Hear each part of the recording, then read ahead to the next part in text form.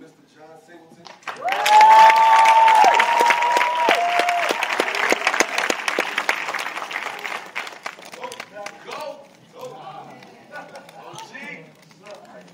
Also, I'd like to bring out Andrew, co-creator and executive producer also.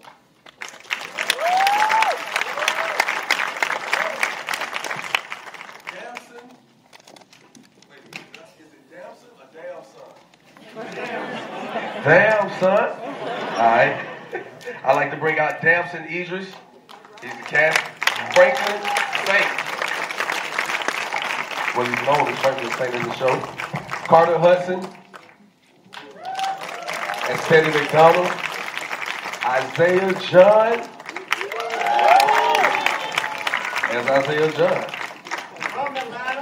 Yeah. Angela Lewis. Auntie Louie. Auntie put that boy in the spot, didn't she? Sheesh. You ain't look like that on the show, Auntie.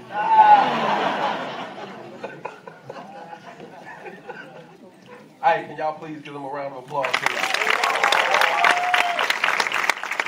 Okay, so I got a few questions. That cool? All right.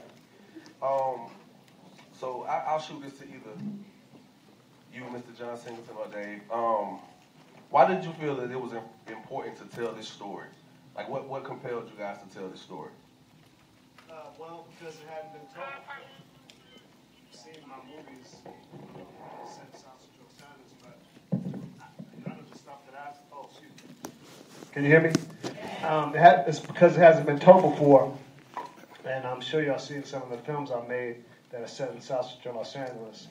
But I had never had the opportunity to deal with what happened pre the crack epidemic, which was, it's still a rough place, but it got worse. And so I thought it was very, very important to try to do something a story that will be based in there. It was always really in the back of my mind for many, many years, and showing LA really in the late 70s, early 80s, late 70s, of how it was. Because it's a beautiful place. I mean, you see the palm trees and, you know, and the colored, nice Spanish-style stucco homes and stuff, right? There weren't bars on the windows. A lot of people had open lawns. People were really proud of their lawns. They like manicured lawns, you know. There's a lot of folks that are from LA, immigrated from Texas and Louisiana, and they were proud to have. I mean, there they had, when they did have a little bit of money, if they did or didn't, they had, even if you had nothing, you had a little bit of some land, but it was all dirt. You know what I'm saying? So I just really wanted to do that. Wow. Okay, so I like to aim this question towards Damson. Can you say it right for me, please? I don't want to be messing up your name. Damson Idris. Why you didn't talk like that in the show either? Damson. Okay, so let me ask you a question, man. I get that look, damn son. Damn son. I get Damson in distress. I get, damn, I got a son. Damsel. So let me ask you a question, man. And this is a pretty interesting question because it reminds me of Idris Elba in a sense. How did you actually prepare for this role, considering you're from UK? But looking at this, I don't think anybody in this audience would have ever been able to guess that. Bless you, guys are too kind. In London, we watch a lot of American movies, so it's really easy to kind of impersonate, but once you become an actor, it's amazing to be able to kind of find your own voice, and particularly with South Central LA, it's really easy when you're working with a director like John Singleton, and rappers like Dub C on set every day saying, yeah, you gotta talk like this, homie. And it's real easy, you know? I really got into it, the culture. So I'm just laughing at myself for all the girls giggling at his British accent. It looks like it's working to me. Next season, I'll be speaking like that. I don't want to. It works. It works, it definitely. So for Carter. All right, now. Yeah. You played a hell of a role, bro. You like kind of got put in a situation like you was in there cleaning up and everything, like, I mean blood, like DNA, bro. The CIA's role in the crack game has been speculated for years. Was there any eye-opening information that you discovered while researching this role? Like anything that made you feel like, oh, I ain't never think about it like that? Yeah.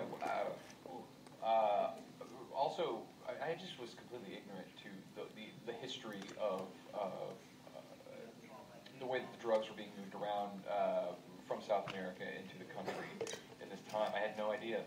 So for me, it was all really eye-opening. It was all really educational and scary. I mean, really scary to think that this could have happened. Deep. All right, look. But you did your thing, bro. Real talk, you did your thing. I was like, okay, homie. Especially when you were sitting there with all the bricks on the table. On the phone call, like nothing's going on. That's my favorite part, yeah. It's I like really all enjoyed that cocaine. It's like nothing but bricks. Yeah. All right, so, okay. This is for Isaiah. Mr. A-Town himself. Yep. Yeah. You ain't talk like that in the movie either, bro. Let me ask you a question, man. Like, considering young cat from Atlanta, how in the world did you get involved in this project? That was a process. I mean, to be honest, I didn't want to do it at first. I would tell you why. It's not the story. No, but it's not the story, though. It's not the story. Time out. Hell no. Well, this is John Singleton. You know what the hell do you mean? Let me explain. It's not the story. Because I would gladly fill in. It's not the story. It's the fact that being from Atlanta and because I am mixed, it's like when I would go in for auditions for African American roles, they were like, oh, you're not urban enough for what are you? I'm like, I'm black. You know what I'm saying? So it's just like when I got the offer to audition, I was like, they're not going to cast me. So that's what I mean by I didn't want to do it. It's like, I'll do it because it's John Singleton and I love the story, but it's like, they're not going to cast me. They're going to be like, he's not black enough. That's what I heard all the time. So it discouraged me. You know what I'm saying? Just hearing that for so many times. And my sister, she's an actress as well. She hears the same thing. So it's just like, it's not the story. I love the story. You know, but my manager, she's been following the story ever since 2015. And when she saw that they were, casting, she was like on it. She emailed the casting director. And, she was like, oh, he'd be perfect for Leon, but I'm not casting right now, so I'll keep it in mind. She's a hustler, so she's from New York, you know what I'm saying? She's pressing her, hey, Isaiah. So then I got the, I got the audition, and next thing you know, I'm in California, chemistry with Damson Idris. Something that's amazing that a lot of people don't know about Isaiah. Before he came to LA to play the role, a week before that, he was a janitor for 2 years in Atlanta, which is such a testimony to God. So that was crazy. And then I get to call my job from LA, but I'm not coming back, you guys. Find a new janitor. I'm not going to do that anymore. And part of the beauty of living in the world we live in is that we get tapes from everywhere, right? Like, we got a kid who's from London, he sends a tape, and all of a sudden we get him on a plane, we got a kid from Atlanta sending a tape. Like, it's kind of great that it branches out and we get to see people that, I don't know, 20 years ago, I don't know how we would have found these guys or how we would have got them in front of our faces, Truly inspirational, especially for any aspiring artist audience. It's kind of crazy because I saw you coming in, and I was like, okay, he's probably gonna be the good kid in the movie. Like you said, it's crazy. No, seriously, because as I told you back then, I was like, bro, how you was the hoodest one in the movie though? You was not with none of the BS. He's like, man, that was dope. I really enjoyed your role. He's a sweet kid too. I don't know where it is down there. There's something. I appreciate it. It's that janitor shit's that anger. Come with some heat. Coming with it. Okay. So this is for Angela. Now, okay. Auntie Louie. Auntie Louie. This is definitely like, all right, seeing you on the screen, in character, I was like, okay, she's gonna probably turn out to be a J. But looking at you walk up here, it looked like everything worked out well for you. Seeing that the women characters in the series are pretty nice, to say the least. I would say sexy. What impact do you think the portrayal of women in this show will have on viewers? Well, I think all of the women characters are strong characters. So, and I think that's really important for us to keep seeing more and more and more on TV and film, everywhere, in all facets. I also think that I think that the actresses, and the actors too, but definitely the actresses, bring a lot of love and humanity to their characters. And I think that's important to see because we can write these characters off in real life so much. And so it was really important for me, and I'm proud of the other actresses in my cast because it seems like it was really important for them too to bring a lot of humanity, a lot of layers to these characters. Yeah, I mean, I'll give you this Easter egg because y'all came out, so I think you deserve to hear some things people won't hear, which one of the things is in early drafts of the script. We had Franklin goes to Jerome. Jerome says, all right, and Jerome takes him to a guy who owns a club. And when we looked at it and sat down, we were like, what if Jerome says no? And what if that's a part of his character? What if he really has been and isn't going to do it? And Louis comes and takes him. And what if it's not some guy? What if it's this woman who runs this club? And we really leaned into the idea of wanting to put some of these women at the forefront and raise their profiles and let them run some shit. Because the quiet kept they do run everything. I mean, because even me sitting back there watching, I'm sitting They act like they don't, but they run everything. in real life, we do it all for them. I mean, I can definitely tell you that. As I was watching, it is kind of interesting because I definitely thought that the uncle was going to be the one to be like, yeah, nephew. Because he's been through some experiences with the cocaine that he wasn't, that made him really shook, which you'll find out, in later episodes. That's why he was like, I'm not gonna mess with you with this. Nice. He's really reluctant to get the cocaine. He can sell weed and, the water, PCP, but cocaine is a whole other thing. Coke. Yeah. Okay, so a question that the audience probably wants to know: how many episodes for this series? There's 10 this season. 10. We want y'all to watch it the night it comes out. Yeah, no binging. Don't wait. Oh, You gotta say sorry. No, we need to watch it. Not just like that first weekend you go to the movies. That first night you need to watch it. You know what I mean? Record it, like go home tonight, put it on your DVR, and then tell like 20 friends to do the same thing, and then watch it that night. Because this is, as much as you enjoy this, it's hard to get this stuff. This is real shit. It's real. It's hard to get this real stuff on TV. It's not like, don't take it for granted. So we need to support it.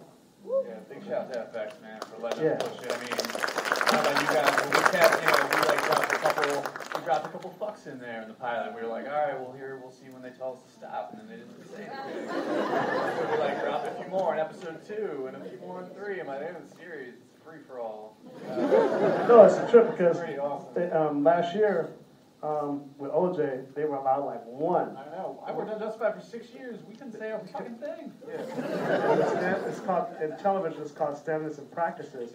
It just keeps getting pushed and pushed and pushed. And now we're just skirting it right now with this show. This show's like watching a great rated R movie every week. Yes.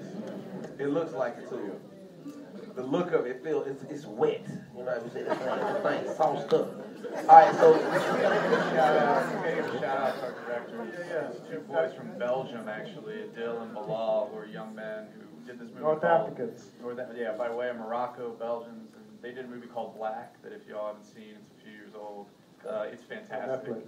We saw we're like, these guys can handle this material, and they shot the shit out of it.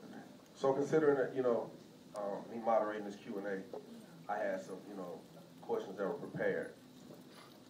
The audience, I keep seeing hands go up. I'll take a few questions if that's cool.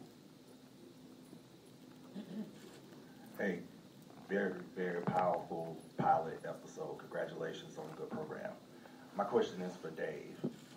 Considering you come from being a showrunner on Justified and now you're working with this gentleman who's really making his full foray into television, could you talk about what element you actually brought to his directorial style to really inform this show, and how have you polished it? I think having the experience in TV and kind of being able to maybe see that 10-episode arc in a way that somebody who's coming from films or having directed episodes, it's a hard thing to do, right? And it really does take a village, like we had our writer's room and we had John, who's always thinking cinematically, right? He's always thinking big, he's always thinking like, what's that moment that's going to blow people away? But I like to think that I was able to kind of bring this overarching view to like, all right, so we know what we want those moments to be, and we kind of know where we need to get to. Like, let's figure out how to do that with juggling 3 storylines, by the way, which is something I had never done, which was a huge challenge, but which allowed us some freedom in this to end every episode with like a massive cliffhanger in one storyline, and also like tie something up with another one. So I hope that every episode you have this feeling of full satisfaction, while at the same time you're like, fuck, I gotta wait a week. That's the hope. Great question. I got another question in the back. Hi there, my name is True. So originally, y'all shot a pilot for Showtime, which didn't get picked up. What did you do differently with FX, which I love the style of FX. I think they're really pushing it. We shot it for FX, and then, we just got a chance to, tool it and make it better. Change some cast around and everything, but we shot that pilot for FX. But it's just hard, it's hard. It's really hard to make a good show, and the part of the beauty of FX was just we were able to look at some of the things that just didn't quite work and go back in and redo some things and, like you said, retool and look at cast. And it's hard to kind of quantify why sometimes things turn out the way they do and then why it clicks the next time, whatever. But again, big ups to FX for letting us get back in there and get our hands in the dirt again. Big ups. All right, we have another young lady over here. Hi, my name is Brianna Stark. First of all, I would like to say, John, love your work. I'm from California, and it definitely brought me back home. You know what I'm saying? It definitely had that California vibe, the feel, the music, everything. My question is basically, being that you did say it was, difficult to get this type of content and someone to pick it up, what was the process? Like, how long was the process from pre-production to getting it to FX, to making it work? This has been germinating for now like 3.5 years, from script and idea to to 2 pilots to actually doing the first season. So it's hard to say. It's just a whirlwind for me right now. I'm 25 now. I was 23 when I booked the role, July 2015. So, I mean, to see it, I mean, it's not even airing yet. We still got 2 weeks, you know. It's like taking forever. So it's a long journey, and then who knows how long these guys have been going at it, you know. It takes a while to really get a good television show up, and when you really hit it right with the right network partners, the right team of people, creative people, and the right cast and everything, like you run on all cylinders. And I think we've done that here. That is, yes, ma'am. You have a question? Hey, how you doing? Oh, sir. Okay. First off, I want to say congratulations for all your hard work, and the success of the show is going to be successful for sure. I wanted to shoot a question to Mr. Singleton about the Tupac movie. I'm here talking about Snowfall. I ain't talking about that movie. Go too far. That is an answer in itself. I'm here talking about Snowfall. Listen to me on Ed Lover tomorrow. Okay. But thank you. I appreciate you all for coming up. Thanks. Snowfall. Snowfall. Right on. Any more questions? Yes, ma'am.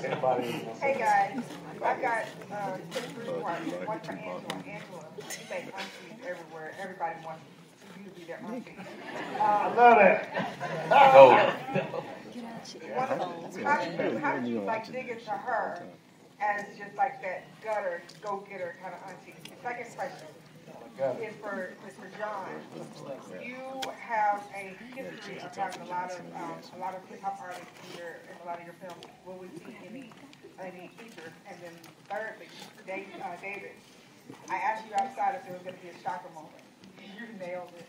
So I want to know if there are any more other mouth drops in the series. Let Angela start first.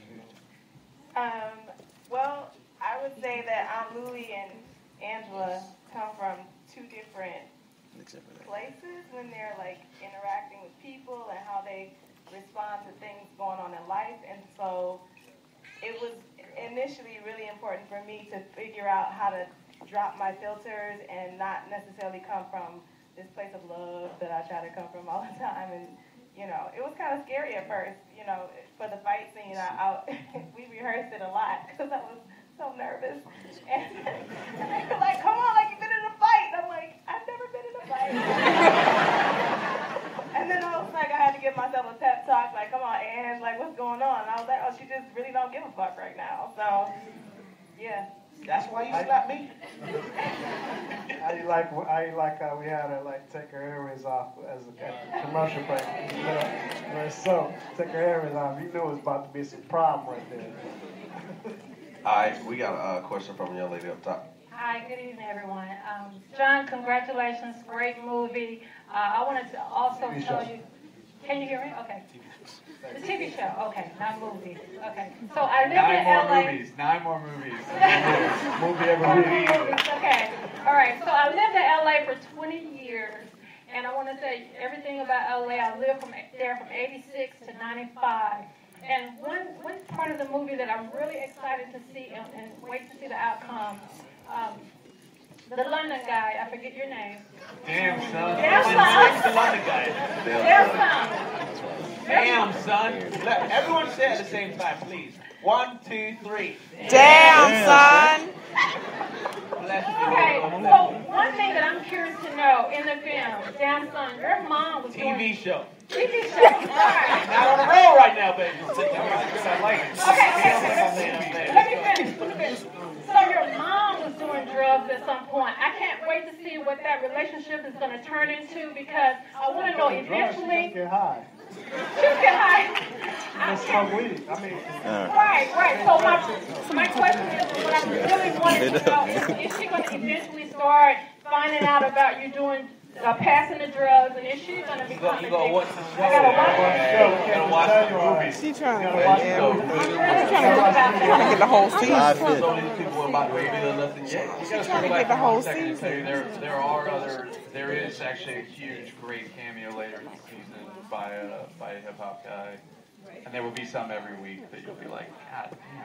Ones that can really act, because, you know, I don't really put people. We gonna give them one? I would have just gave them like No, they're not telling us, but I don't say, you know, it depends on who can really act and who can really write for the show. I ain't gonna be just squeezing people in the damn show because they, like, you know, did a record. I've never done that. Everybody that I've worked with that has worked in hip hop, they pretty much have had careers after working on something I've been involved in. It's not like a novelty. Oh, put somebody in. You know what I mean? So you have to come with the chops. Get down. Hey, man, you know, we don't play no games. You gotta be able to cry. You gotta be able to laugh. You want to see me cry right now? No. I need for him to stop. Really? That's what he did on Love and Hip Hop. So extra. Oh, G crazy. All right, we got another question somewhere? This will be our last question. Okay. Sorry, y'all. Last question. My name is Cedric Young, and this is from Mr. Singleton. We see how it talks about how crack began. We all know how it's ended for a lot of people. Is this a show about the glorification of drug dealing, or what's the Not at all. the overall breach for this? I mean, you know, you see how nice and pretty the hood is and the opening of this. It's gonna get ugly.